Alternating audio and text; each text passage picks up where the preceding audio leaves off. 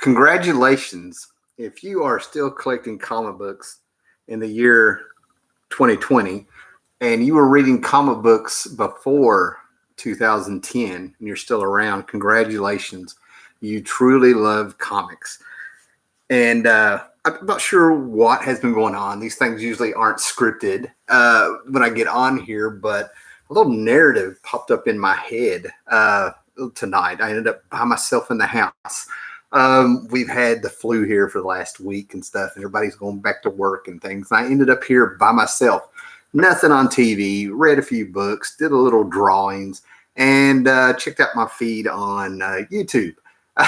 And it seems like usually I'm like all for this stuff, or oh, this is what's going on, and oh, that's cool. Usually it's just it is what it is. If you don't like what's on your feed, just wait, 12 hours and you'll have more stuff, on YouTube. But it seems like there's been a lot of channels saying the, greatest movies of the past decade and the decade of comics and stuff and like that. And one or two of the podcasts I listen to are actually pretty good. Hey, bueno to you, Scott Connor. But the thing that got me is what I was, listening to is I'm all for being positive and looking at things in a way to where like, well, let's ignore the negativity.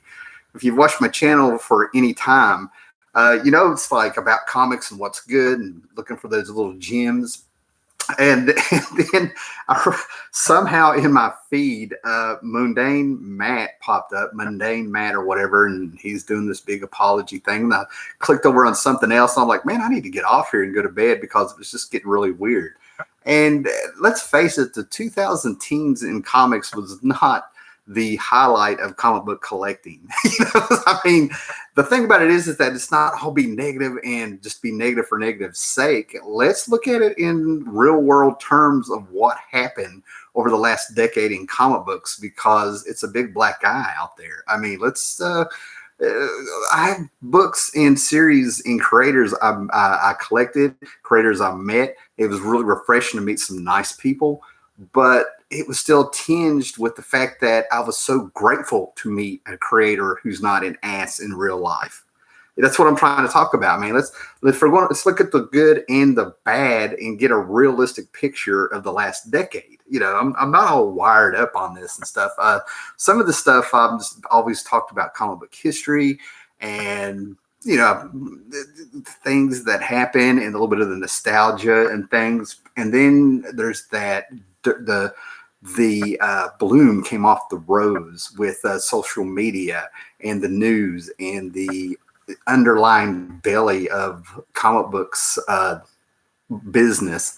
And then all of a sudden the quote for Jack Kirby came back to life where he was saying, kid, comics will break your heart. And people got it. What is with this camera?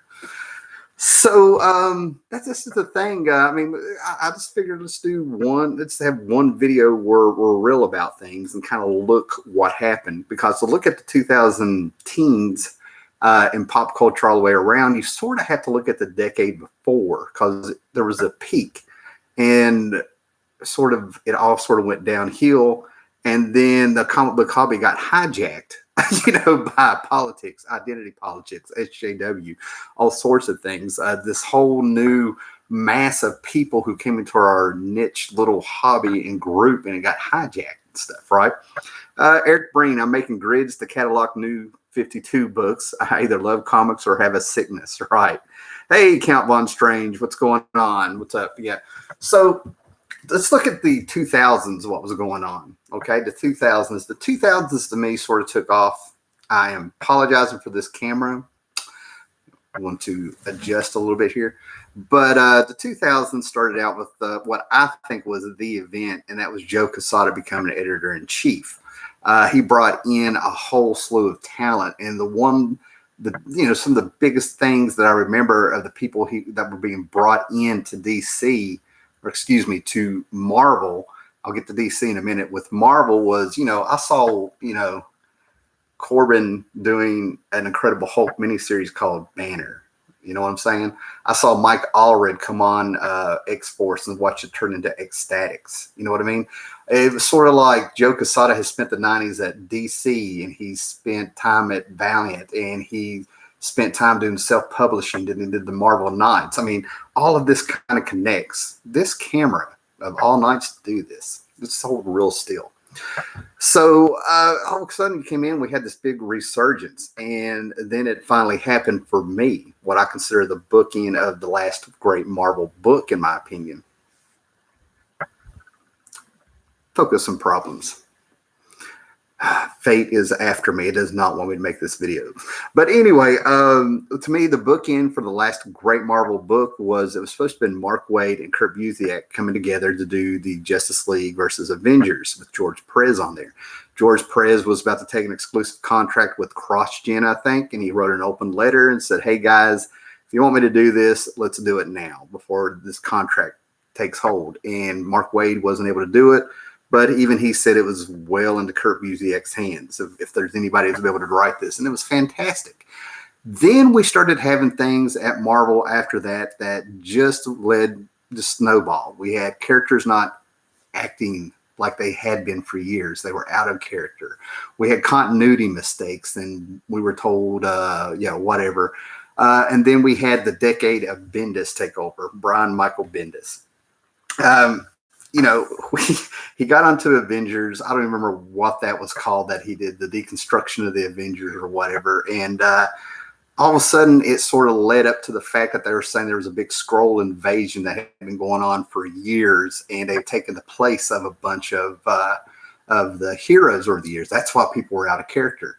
It's like these stories were being used for new stories. They hated continuity to get rid of it. And that way the writers didn't really have to do their research or actually be comic book fans. Then we had the Skrull invasion, which a lot of people liked and stuff, but I found it unreadable. Disassembled, Adventures Disassembled. I think that's what it was, whatever. But then over at DC, it was sort of like they had Identity Crisis or whatever, which got a lot of people's attention. Final Night, which they kind of messed up on scheduling, but Jeff Johns was on the rides during that decade. Jeff Johns, Bendis. And Jeff Johns, by the time he took over Green Lantern, and we got the Blackest Night, it was like DC felt like they were running on all cylinders. Blackest Night, in my opinion, was the last great thing DC had done towards the end of the decade. Then the real world started hitting because a show came out called The Big Bang Theory. The Big Bang Theory. And with The Big Bang Theory, we had a bunch of scientists who were comic book fans, pop culture fans, movie fans. And we started seeing these guys have these conversations on TV that we have in comic book shops and stuff, right? And I mentioned it before. I had people asking me, did I feel like my people and my hobby was being exploited? This is crazy. So, and I just kind of laughed at that, but it was really cool to hear what people said. Oh my God, it all makes sense now. The Conan currently in Avengers is a Skrull Conan. Exactly. We have the Skrull escape. This camera. I think the reason why I like Civil War, Secret Invasion was that the Marvel was awful from 2000, 2004. Anything was an improvement. But if you go back and look at those books, those events that happened, within a year, they were already announcing the next event. This is what people are forgetting. The last great event I remember with Marvel that people were paying attention to, and it was one that was burned in, was Siege. Because we had one event start, and they were already talking about Siege before that event even started. And look what's happened in Civil War. It's all been undone. Peter Parker revealed his secret identity. It's a secret again. That's what I'm saying, the perfect example. Nothing stuck. And then all of a sudden we were lacking key issues and key moments and stuff. Everything was being undone, or you could tell it was a cash grab. So DC is hitting on all cylinders, and I've always held the theory that due to the court battle finally ending and settling with the Schuster and Siegel families, and then having Superboy kind of taken away from DC for a little bit, and then brought back, they got into derivatives of characters, and now all of a sudden we start seeing a little bit of the underbelly of the comic book community, comic books coming in, and I still hold fast that everything they did in DC 52 was derivative of the characters, and they got out of paying royalty for past stories and things, right? And then all of a sudden we're hitting the decade of reboots and revamps and soft reboots and hard revamps and denials and stuff. But to me, the 2000 teens really started, I think it was around 2011 or 12, when there was an article put out about Dan Slott on social media going after a fan and, sort of told him to F off after a little tirade and stuff, right? Again, the underbelly of comics, we have, people were in awe because, like, you're treating a customer like that, a fan like that.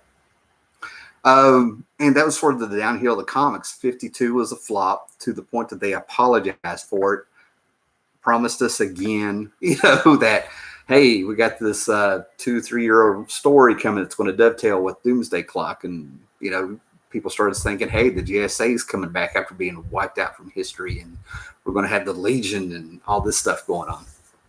Proper, right? Around during this time, we also had Neil Gaiman coming back for Sandman with Sandman Overture, which took forever to come out, almost 2 years for it to come out. And it was disappointment after disappointment with what was going on. We didn't really have our great stories like Dark Knight, Phoenix, the Dark Phoenix saga and things like that. But that's okay. It's okay. But creators treat people horribly and, on there, to the point, like I said, when I met Terry Moore, I was like so glad he was a nice guy. When I meet Steve Sakai, so glad he was a nice guy, so on and so forth, right? But we had comic books closing down. We had retailers revolt against Marvel at a retailer's convention saying, make books that freaking make money. What are you doing? Who's this invisible audience you're going for, right? And then, what was it, 2016 maybe? I've said this before. We had the big moment where everything really turned. All of a sudden, we had the Batgirl variant cover with the Joker painting a smile on her face banned. It was a censorship, even though the artist stood up and said, "Go ahead and take it down. It's upsetting too many people." That was a foothold. And then all of a sudden, all you had to do was put SJW in the title of your video, which I did with one video that went viral. So I saw it from about a year before everything happened and became about anything but the comics all of a sudden. We had Marvel just doing rehashes and revamps of their own characters. I mean, they merged the X-Men with the Avengers and called it Uncanny Avengers. We had characters getting killed because they didn't have the movie rights with Marvel. It's what happened to Namor. Even just all this underbelly business stuff that was just killing us. And again, death meant nothing in the books because almost all those characters have come back. And then, what was it, 2018, maybe 17? I could go back and really peg it there. I'm not giving a thorough history of all this stuff because over the last couple of years, these bigger channels have been ripping me off, and I was basically doing the research or doing the memory, going through the file cabinet for them. So that's why I'm just kind of hitting the highlights here. I could really go into depth here on some of this stuff, right?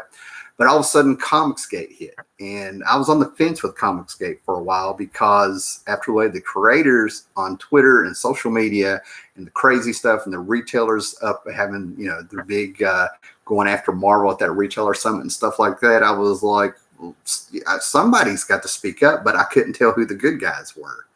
I'm old school. There's shades of gray and there's black and white, but I have to know who's in the right. And I really couldn't see this.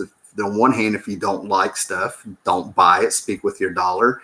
But this was the first time that we had them taken up for things like the Milkshake Crew. And it always felt like there was a missing piece of whatever was going on online, and Comicsgate blew up. And then all of a sudden it wasn't about the comics anymore. Comics would be in videos, and it would make Marvel go crazy, make these websites that report comic book news go crazy.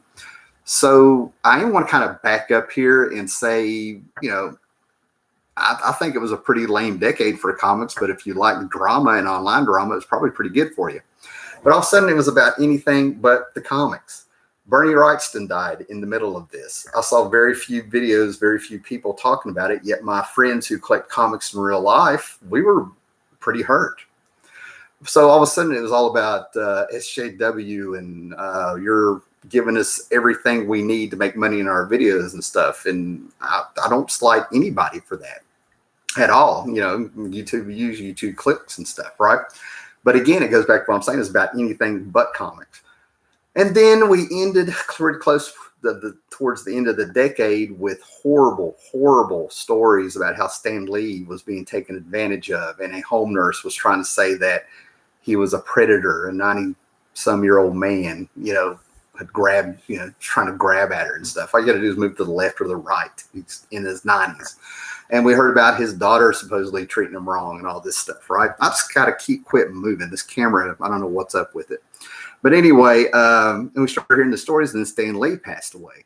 That was pretty rough for everybody. I've had my critiques of Stan Lee, but towards the end of it, you know, I kind of came around to appreciate what Stan Lee had done in comics. He steered the ship, so to speak, which laid the platform for us. You know, he was the man at the office who gave a great interview while the creators were working at home, you know. But there towards the end, if you guys who know who Bill Maher is, Bill Maher came out and pretty much had some words to say about Stan Lee's passing, about comic book people, and pretty much put him down. And Twitter, which people seem to think confused with the real world, Twitter just was on an outrage with Bill Maher. And I think it was February, I could be wrong, February of last year, 2019, where he kind of expanded on that. The video is probably up on YouTube, but I remember watching that. He was on his politically incorrect show, or whatever it's called now, whatever, and he was going through explaining what he said. He didn't say anything about Stan Lee, but he was talking about comic book collectors needing to grow up, stop being children, stop trying to act like comic books are literature. And then he kept talking. At first, I was able to be very open-minded watching this. You know, I was like, he's putting everybody on an umbrella. He's fallen into a stereotype. Yes, there are people out there that need to hear this, but not all comic book collectors. And then he said it. He said that he had someone tweeted him or something saying that they had learned everything they knew about social justice through comic books. And that's when I got it. I'm like, this isn't about comics. Once again, it's not about comics. These are not the comic book collectors of, you know, of the purest form that he's talking about. He's talking about the people that the virus and the people that infiltrated this stuff, right? And then he started naming off these great authors you can read if you want to know about the true social justice movement and what it's about. And I was like, I knew it. I knew that had been hijacked too. I knew it, you know. And I had to admit that he had a point with some things that he said. But he wasn't talking about the comics. That's what gets me. The last half of this decade was about anything but the comics. It was everything that got clicks. The marketing turned into a way that you attacked the fans and started using words like toxic fandom and stuff. And I'm like, we're the good guys here. So what came out of all? Let me read. We'll take a moment here. I think the reason why I like all the events through Siege were connected, starting with Fear itself, and it all went to hell. There we go. I can go with that. I strongly disliked Civil War, as I felt it was the point at which many characters in the Marvel Universe started to act completely out of character. I was catching it before that, in my opinion. Eric Breen, you're absolutely right about the cult of character criticism. Those events brought back continuity, which have been absent for years. That's a part I appreciated. Losing Bernie still hurts. Yes, and that's what I'm getting at. Now, what is the whole point of what I'm talking about, and what was I about to say before I took that break, right? If you are a comic book collector and you are still collecting comics and you can find things that make you happy and you still don't feel bad about spending your money, be it back issues, new issues, or anything like that, congratulations. I'm going to congratulate you again, like I did at the beginning of this, and pat you on the back. Say, way to go. You survived. You're a survivor. And now it's like the comics, if you've been around for a while, no doubt in my mind, I've always said that comics still had the stigma. They will always have that stigma. And just the fact that people like Bill Maher get on there and say things about comic books and comic book collectors and stuff, and he gets so much backup and he got great applause with it, just kind of shows that it's people that don't know who we are for real. Okay. They still think you're the guy in the basement in your 30s living with your mom. You never been out of the house. You never had a girlfriend. You still pop zits, and don't wash your hands, and you play World of Warcraft or Minecraft or something, uh, you know, with an adult diaper so that you don't miss anything, and you got your red Mountain Dew and everything like that, right? The stereotype has been perpetuated, right? And it's not important. That's just it. It's not really important. All of this isn't important because you are choosing to spend your money on reading something, appreciating art, collecting whatever it is you collect for whatever reason it is. And, be it a writer, artist, character, storyline, company, whatever. What could you be spending that money on? Meth. I'm demonetized. Meth, hookers, alcohol, strip clubs and all this stuff, right? I myself, I do a little kayaking. I do a little hiking. I've been working straight pretty much for over 20, since I was 17. Almost told my age there again. I can talk, I've read actual novels, literature, Elric, Mark Twain, Kurt Vonnegut, Salinger. That's why it's not important. They don't know who you are and don't step into the stereotype. So you can talk about the comics for the last decade and look at it yourself and really decide, hey, I found some good stuff. The 1990s of collecting comics was actually considered where all the bubbles burst, and it had 800 books of crap a month out on the stands. And in my opinion, the cream rose to the top. We got Hellboy, Bone, Sin City. Malibu Comics was pretty good, right? It was the creators rising up with Image Comics. Before that you had Dark Horse, and before that in the 80s you had the Black and White Explosion and Cerebus and Crumb and Kirby and Ditko and all that stuff, right? So I feel like Starman of the 90s. Starman to me was the stuff, right? One of the good things of the past decade that I saw was Jack Kirby's, what was it, his 100th, was it going to be his 100th birthday? Yeah, his 100th birthday hit. And we had all these characters come back. Commandy Challenge. Not a great series, but fun if you're a Commandy fan. Got a bunch of one-shot to stuff. Appreciation of Kirby.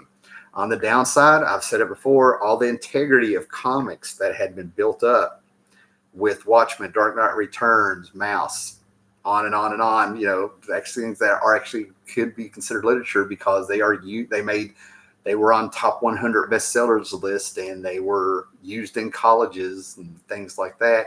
To me, that it's gone. Comicsgate came. I think Comicsgate went.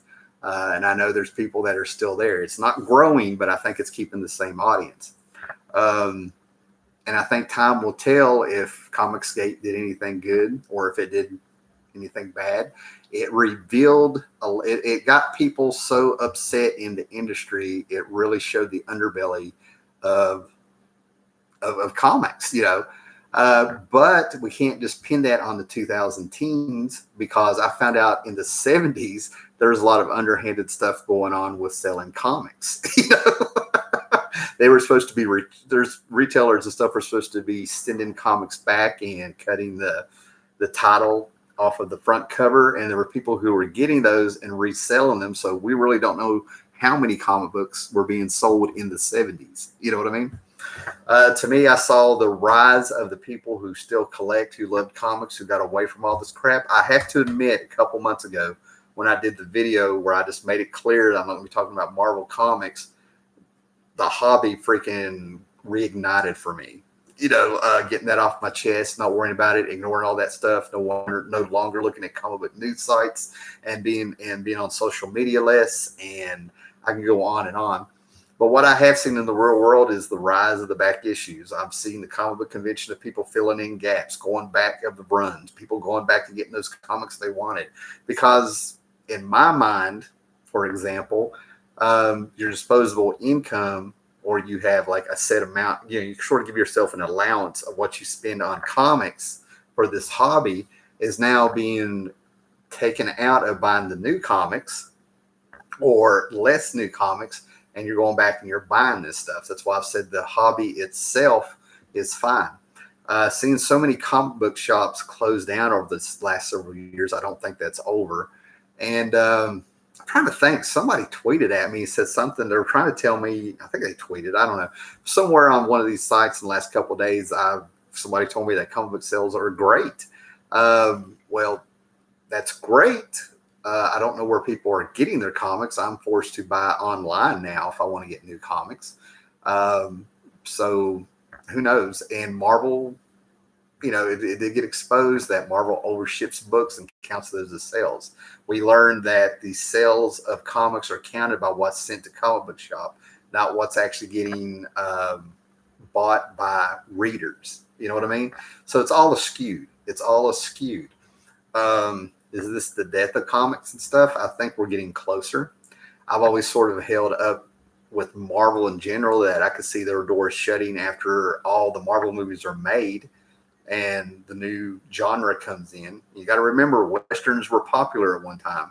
Like they were the stuff, TV shows, spaghetti Westerns, movies left and right. And then the superheroes came over. I'll even break it down a little bit more. Toy Story. The reason they have a cowboy of Woody is because that's what was the popular, right? Buzz Lightyear comes in, and that's the one that everybody's excited about because sci-fi took over. It's eventually going to happen. Now it's not so much a prediction like I have a crystal ball. It's just knowing what's happened in the past, how things come and go, right? So this last decade that we're closing in, by far to me, I think reputation wise, it did more. It did as much damage, in my opinion, to comics as the Wortham years of the '50s and stuff, right? It was pretty bad. It was pretty bad, and it was from the industry protecting people like the Milkshake Crew, the lack of merit, the lack of talent, the lack of paying people to make the comics and stuff like that, doubling down, and it all, like I said, it always felt like there was a missing piece we don't know about. I'm not yelling conspiracy. I'm just saying some kind of business decision that we don't know about. What do we got here? Eric Breen, that's totally untrue. I don't play World of Warcraft. Neither do I, man. Scott Connor, notice all the really good stuff you just mentioned were creator-owned books, not from the big two. I was shooting from the hip. This isn't scripted. There you go. This camera is killing me, man. Gore Vidal. I always love when Gore Vidal pops up, man. I really do. I'm very excited to read this. I returned to the hobby in 2014 after a 2-decade absence. Image books were the ones I initially picked up. It was then I learned that social media had also tainted comics. Yes. Now, Gore Vidal, I'm going to take a guess, okay, of what was going on. I'm not going to go straight to The Walking Dead is what you picked up from Image, but I'm kind of curious, was Saga the book? Because one of the things that really happened in the 2010s were the flat endings. Things started out hot and heavy, and they didn't deliver. A lot of things didn't deliver. The one book that was popular for a hot 5 seconds, and I'll hold true to that, and it's one of the few negative reviews of a book I've ever done, was Paper Girls. Now, again, I've always said this. This is not a disclaimer. This is not me covering my butt. If people like Paper Girls, good. I read the thing, and I'm like, it's like he's got a... It's sort of like the writer has his real work over here, and this is the stuff where he just spit it out as a break. It was so... Oh, my gosh. I'm trying to think of the word. Paper Girls just did not flow, and it felt like he was making it up as he went along. There was no real structure to it. And then the way they colored the book, just one color per page from what I remember, or maybe 2 colors. We had a hot and a warm color. I did not get it at all. And it was supposed to have been like its 80s nostalgia book, and it just took off with time travel and secret languages and characters that would pop up with no foreshadowing and never really knowing their purpose. Maybe reading it as a whole is what's needed. I don't know. But I think I stuck in with the first 12 to 18 issues. So I read them in trade, automatically turned around and sold the trades. Boondocks 90. My dad is an actual boomer and watches westerns and football exclusively. I'll do the same with comic media and sci-fi with I'm old. And I will. Boondocks 90. That is a very astute thing to bring up because I didn't even think about that. I would like to think just the fact that I grew up with comics, and I've always sort of been open to knowing that for things to survive, they have to evolve and change. Okay, you know what I'm saying? That I really hope I'm not. I don't think I'm stuck in an era. Maybe with my music, maybe with some of my movies, but with comics, it's always want to see something new. I always want to see something. Somebody experiment with storytelling. I actually do look at it as an art form. Like I said, I've talked about Bone number 16. Okay. Bone number 16 takes place in a forest during a lightning storm, and the pacing of the book and playing with the black panels showing that it's dark to have a thunderbolt crash, and we just get to see for a second all the monsters surrounding Thorn and Bone, and then it's back to black. Things like that is what I like seeing. Innovation, experimentation, even when it falls flat. You know, Sandman, in my opinion, I would like to call it a great experiment, but it came from Neil Gaiman, and it was his style of storytelling. You know what I mean?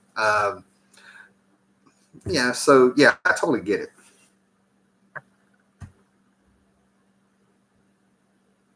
Hey, Rob Ripa, good to see you. Okay, let me see. Gore Vidal here. It wasn't Saga. I read it since then. After my millennial friends said it was the greatest book they'd read, I finally did read it in its entirety last year and disliked it very much. Thank you, Gore Vidal. That's I didn't read it in its entirety, but you know, I think whatever issue I quit reading it with whatever issue it was where the dad with the horns had wrapped gauze around his face and took his kid to a playground.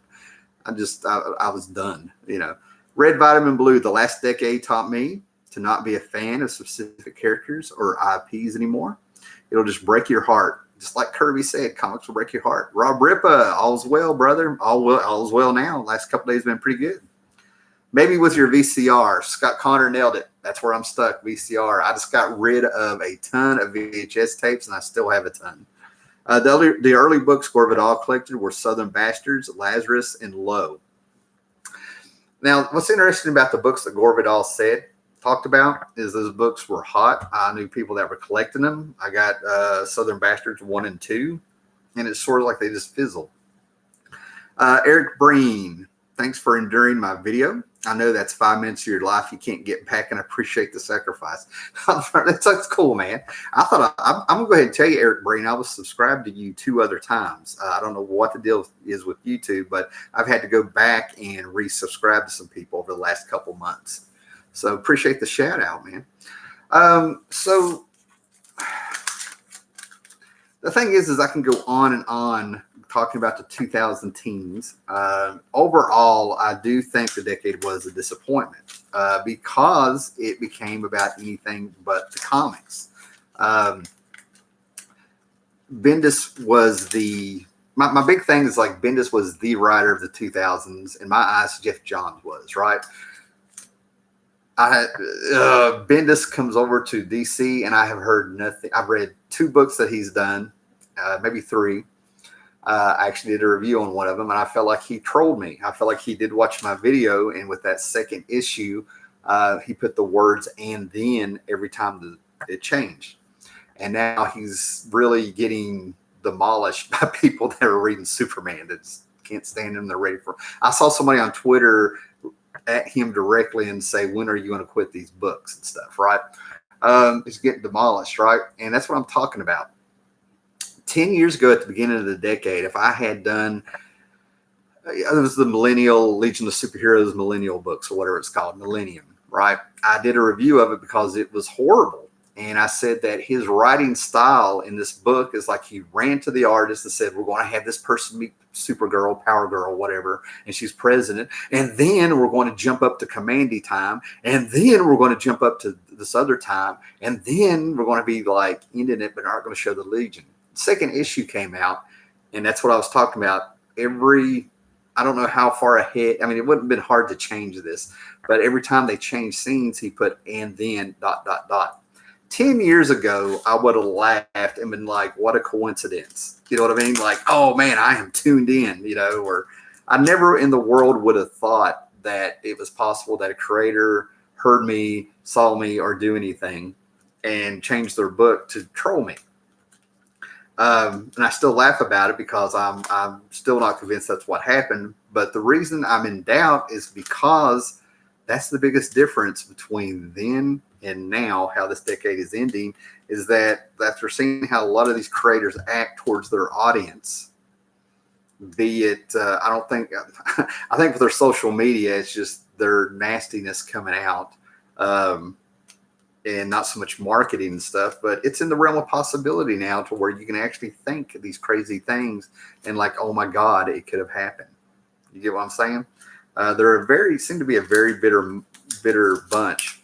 And I also knew exactly I made the right decision about not wanting to talk about Marvel Comics, buying their books, or bringing them on this channel anymore. When I saw Jim Steranko tweet, I'm not going back to Marvel and do what? Work for peanuts? Steranko was laughing at the fact of what Marvel is now and just putting it out there. Eric Breen, Jeff Johns is my favorite mainstream writer of the 2000s. Cool. Ed Brubaker is my pick of the top indie writer. Very cool. Gore Vidal, Saga is bad storytelling. I said it because it was preachy. Even if I agreed with the politics in the comic, that is an art. Politics are fine in comics, but not as a shock value trope. That's the other thing about what was going on.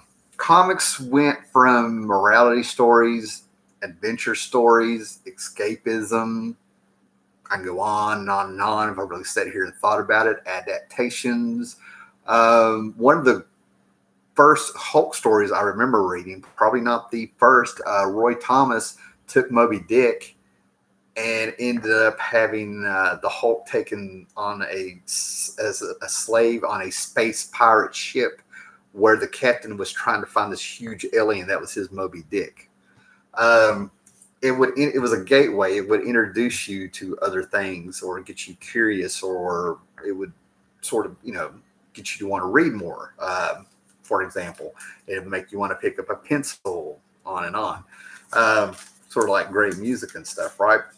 And now this marketing that's been going on for the last couple years, and the storytelling has gone way down. The talent, the merit, everything like that has gone way down to where the only thing they can do is preach at you and blame the audience and the readers if a book bombs, and they keep bringing it back. What was it? Somebody's trying to tell. I mean, I don't know the count. I didn't keep up with it, but the Captain Marvel book at Marvel, the Carol Danvers suit, somebody tried to tell me she had 17 number ones. Back in the day, I would want to fact check that. And now I'm sort of like, it's again, we're at the point of this ridiculous stuff where I'm like, it's in the realm of possibility. I'm like forcing things on you, preaching at you, and then not understanding why you're not spending money. Yet people still interact with them and try to argue the points and stuff, right?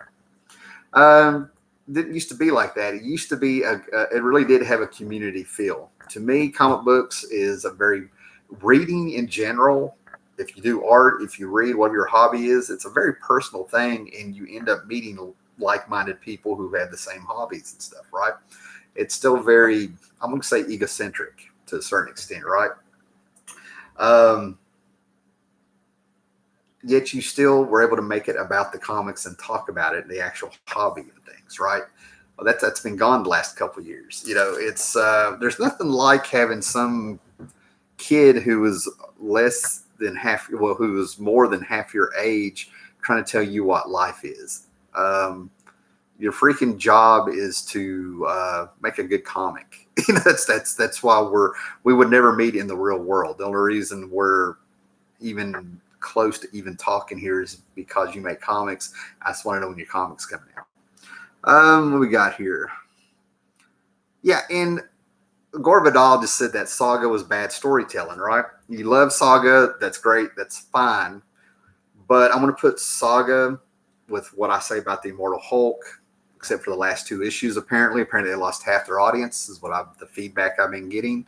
The fact is, I talked about I always like to see something new, experimentation, new storytelling techniques, artists playing with the art and stuff like that, right? But Saga, Immortal Hulk, and these big books that came out, every month, most of the comics had that level of storytelling. It's just that the other books now around them are so bad, it's an illusion that these books are elevated. Somebody actually, I think the reason I finally broke down and read an issue or two of the Immortal Hulk, or whatever I read of it online, was because somebody was trying to say that this could be our generation's Swamp Thing by Alan Moore. And I'm like, I've heard this before. You know, people used to say that Tom King was going to be the next Alan Moore. And right off the bat, I'm like, no. You know, things like that. I feel sorry for the generation that's coming into comics and actually have an interest in it, because they don't really have a lot to compare with the good stuff. You hear about the big books, Watchmen and Dark Knight. Guys, those books are closer to 40 years old, coming out 40 years ago than they are coming out 30 years ago, right? And we still talk about the quality and merit of those books. Alan Moore's whole hope for Watchmen was that it would inspire other artists to expand and take chances and have people come up and write great quality comics and stuff. And instead it went the other way, is what it felt like. And that's what I mean, you know. So yeah, I'm down on the 2000 teens, but I'm sure there's going to be stuff that rises to the top, like I said about the 90s. So I'm going to read a few more comments. I've said what I had to say. I could go on, and I got the whole decade. What's very cool about YouTube is that I have pretty much the whole decade recorded as it happened. You know, on my YouTube channel, with all the videos and stuff. It's to me, it's actually a time capsule of the 2000 teens. You know, Captain Marvel is the comic we want. We just keep forgetting that. So Marvel has to relaunch it every 8 months to remind us. Exactly. Unless things change, we're not going to have the happy accidents of characters that take off. Punisher, Wolverine, Deadpool, the one I still laugh about. These little characters who ended up becoming huge phenoms, and that wasn't the point of creating them. Sort of like Boba Fett in Star Wars. George Lucas could not wrap his head how a guy that had 3 lines in a movie has such a big following. And now, 40 years later, 39 years later, we have the Mandalorian TV show. That is the greatest thing that Star Wars has put out since Rogue One. Yes, I liked Rogue One. All right. But it's amazing, man. You could have a huge channel if you just put down comics all the way around. You could have a huge channel if you report Twitter wars and bad behavior. You could have a huge channel if you just talk about how much you hate Star Wars. So that's very interesting to me. Still not about comics. So I mean, you know, that's what gets me. And that's my final word. We ended up having comic books be about anything but the comics. Preaching, tropes, lack of merit, lack of talent, lack of expanding the art form, revamps, reboots, bottom line, quarterly reports. It all came out. And I could go on and on and on. Now, what's very interesting is I can go back to a video that I made where it started out with a jar of cookie dough that was met with me, and how much I appreciate the community and comic books, and I walk through my life with it. And I have this ability to where I can pick out 90% of my comic books, tell you what was going on at that time, where I was living, things like that. They spark memories and stuff, right? And a lot of the comics, which I don't think I have anywhere near as much as I think I do in my head, that came out in the last decades, it's going to bring back some. They're tainted, you know. All right, we got a few more comments here. Red Vitamin Blue, I always love when he comments as well. I would agree with you about creative growth, but I make a distinction between artist writers serving a character and a character being made to serve the artist and writer. Creative bankruptcy. That's another good point you brought up. And I wished I'd expanded. I wished it had clicked in my head.